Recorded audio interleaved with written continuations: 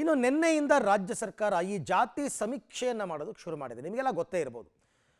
7ನೇ ತಾರೀಕು ಅಕ್ಟೋಬರ್ 7ನೇ ತಾರೀಕು ತನಕ ಮಾಡ್ತೀವಿ 15 ದಿನಗಳ ಕಾಲ ಅಂತ.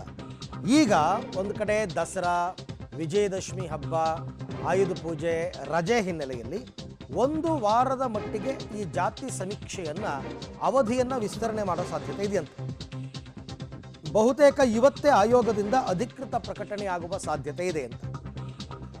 ಹಬ್ಬ ಮತ್ತು ಶಾಲಾ ಕಾಲೇಜುಗಳ ರಜೆ ಹಿನ್ನೆಲೆಯಲ್ಲಿ ವಿಸ್ತರಣೆ, ಬೆಂಗಳೂರು ಗಣತಿ ತಡವಾಗಿ ಆರಂಭ ಹಿನ್ನೆಲೆಯಲ್ಲಿ ವಿಸ್ತರಣೆ ಮಾಡೋ ಸಾಧ್ಯತೆ ಇದೆ. ಜಾತಿ ಗಣತಿ ಅಕ್ಟೋಬರ್ 7ರ ಡೆಡ್ಲೈನನ್ನು ಮೀರಿ ವಿಸ್ತರಣೆ ಮಾಡ್ತಾರೆ ಅಂತ ಇದನ್ನು ಎಲ್ಲರೂ ಹೇಳಿದರು. ಈಗ ದಸರಾ ರಜಾ ಕೆಲವು ಸ್ಕೂಲ್ಗಳಿಗೆ ಆಲ್ರೆಡಿ ಶುರುವಾಗಿದೆ.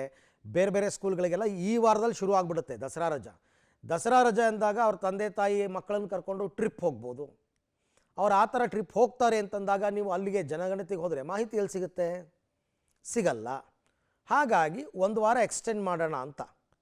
ಸೊ ಆ ವಿಚಾರಕ್ಕೆ ಸಂಬಂಧಪಟ್ಟಂತೆ ಹಿಂದುಳಿದ ವರ್ಗಗಳ ಶಾಶ್ವತ ಆಯೋಗ ಇವತ್ತೇ ಅಧಿಕೃತ ಪ್ರಕಟಣೆಯನ್ನು ಹೊರಡಿಸ್ತಕ್ಕಂಥ ಸಾಧ್ಯತೆ ಇದೆ. ಒಂದು ವಾರ ಎಕ್ಸ್ಟೆಂಡ್, ಮೇ ಬಿ ಅಕ್ಟೋಬರ್ 13ನೇ ತಾರೀಕು ತನಕ ಎಕ್ಸ್ಟೆಂಡ್ ಮಾಡಬಹುದು.